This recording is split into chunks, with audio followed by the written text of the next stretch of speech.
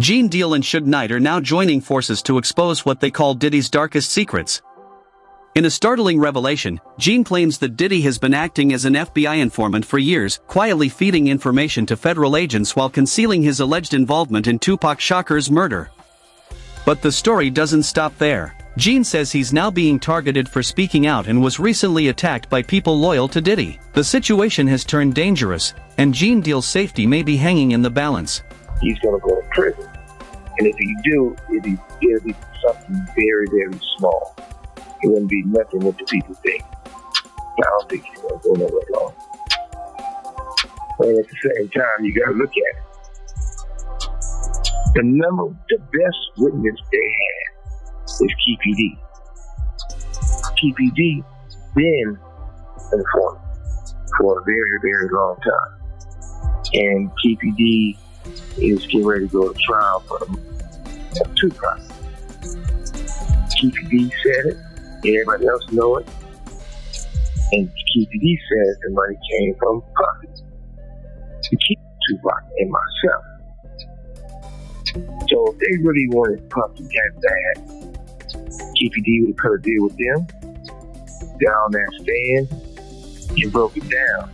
That'd have been the Rico right there. That'd have been murder for hire right there. And I got a lot of respect for you, Suge.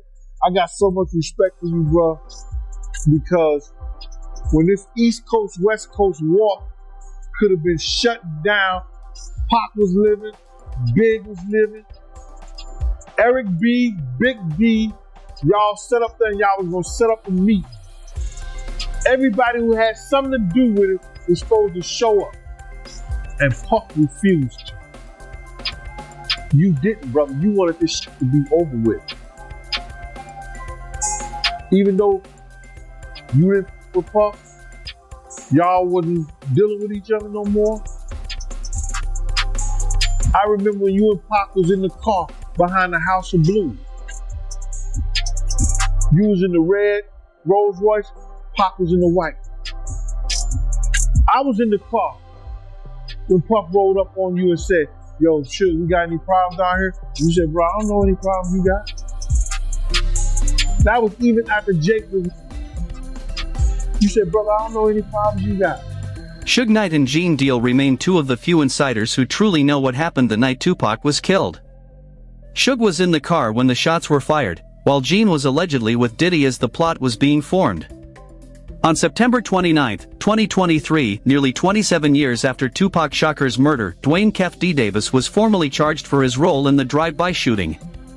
Now, in new court filings submitted in Nevada, Kef D claims that Diddy was the real mastermind behind the attack, allegedly paying him through a middleman named Eric Von Zip Martin. According to the filing, Diddy's alleged target wasn't just Tupac, it was Suge Knight too. During the Biggie Smalls investigation in the early 2000s, the filing reads, the three LAPD and FBI agents were part of a task force to solve the shooting of rapper Notorious B.I.G., also known as Biggie Smalls, legal name Christopher Wallace.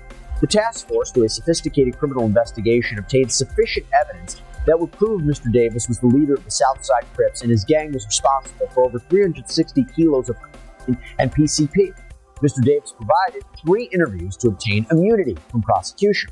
The final interview were solely questions regarding the Tupac Shakur shooting, which Mr. Davis was also provided immunity from prosecution.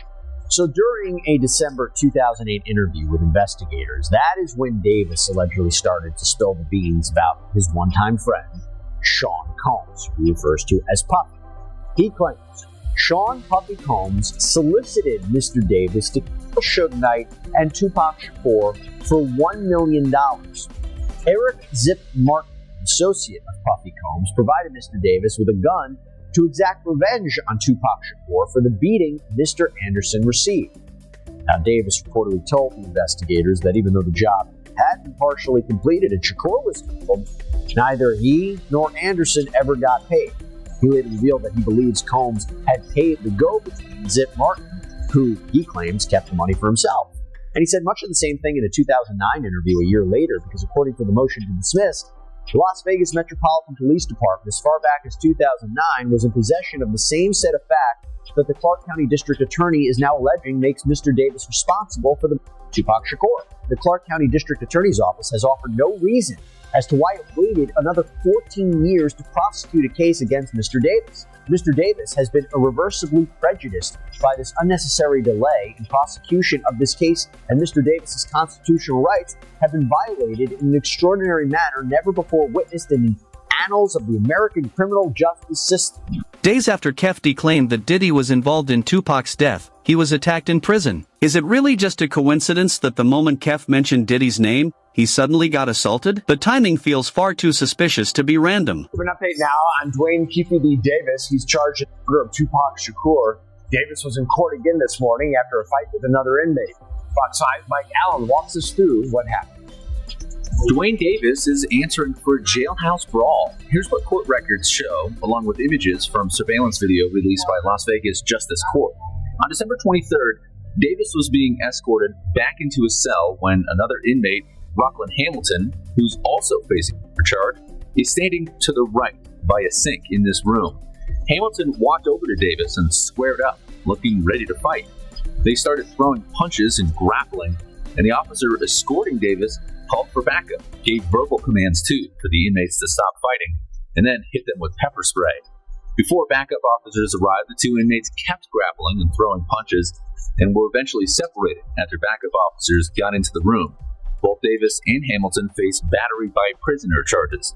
Suge Knight is the only one who truly knows what happened that night, and he's openly claimed that Puffy was involved in Tupac's murder. Gene Deal has backed up Suge's story, saying the exact same thing. Even law enforcement allegedly knew about Puffy's role, but he was never indicted because he was feeding information to the feds. Diddy has reportedly been an informant for years, and everyone in the streets knew the kind of man he really was. That caught my attention. You said that Suge, he's the only one who knows who Tupac. Why you say that? Suge was there.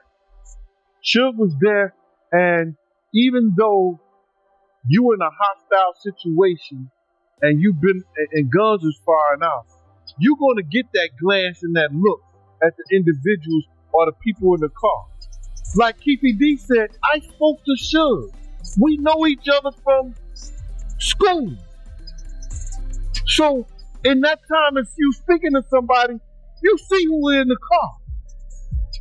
You see who's in the car. If somebody got enough time to speak to you or say something to you and have a brief conversation, they got enough time to get a glance of who in that car. Now check this out. If they know each other and the windows is down and they spoke to each other, you don't think Suge don't know who did the shooting or who was in there? He said, I'll never say it. Because to him, he'll be a rat. Allegedly, Diddy wasn't acting alone when he ordered the hit on Tupac. He supposedly worked through an insider at Death Row Records, a traitor who knew Tupac and Suge Knight's every move. This insider, someone who blended in with the very people Tupac trusted, is said to have provided key details about when Tupac would be in Vegas, what car he'd be riding in, and who would be with him, helping set the entire plan in motion. Shooter, the person who shot Tupac, did you get to see their face? And was this a person that worked for Death Row? Yeah. What I would say is this. I'm not calling a certain person Judas. Whereas names could go with those people are Judas. I know it was more than one person involved in the assassination. And respectfully, I would say that I gave the husband, I gave the wife, and by the way, they're black people. I stand on my blackness because I am black. So, out of respect to them and their project, you the homie, but you going to have to wait to see what really happened when they put it out. That's all I can say about that part. But it's no secrets. The fact that he saw, and he was overworked, and that he saw things that just didn't make sense, and that he had to run down on Suge Knight, or would have if Suge Knight would have actually been. I was thinking about that. If all of this stuff is true, Suge Knight ain't had What you mean? You think so, or Suge do we Knight has just not? always been known as the boogeyman of hip hop. But if all of this stuff is true, Suge ain't had nothing on this. Oh, you mean as far as the type of person they are? Being a boogeyman. Yeah. I don't know. Like bad, I didn't- bad boy for real. If the FBI truly wanted to, they could have put Diddy behind bars long ago.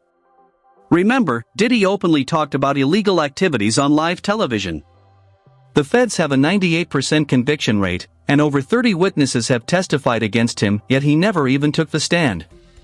Still, he managed to dodge all the serious charges. This conviction feels more like a performance than justice. Diddy knows he's going to walk free, and that's exactly how the system is built for him. But the answer is there. How could you not say they don't want to see Puff get life? The FBI is the most powerful people in the world. They have great prosecution. Look at the prosecution rate. I think it's maybe 92, 98%. If you was looking at it, you would think the prosecutors, as great as they are, that they was really trying to get this man off the street. But still, I was tough. I did some time and got out the way. Because if he go in there and do a little time, he was going to feel he paid some debt to society. He'd start off where he left. If he get no time, the street's going to know deals and cut. If he get no time, nobody in the industry is going to quit. It's going to be a bad problem for him because Puffy's got to have security 24 hours a day. But I ain't Puffy to get out of jail and start his whole car and drive around and live life. He without security, he know he in involved time. So he had to have security. And without drugs, see, he probably wouldn't be able to have a conversation with nobody. He probably wouldn't be able to look nobody in the eye. He probably wouldn't be able to bag a bitch.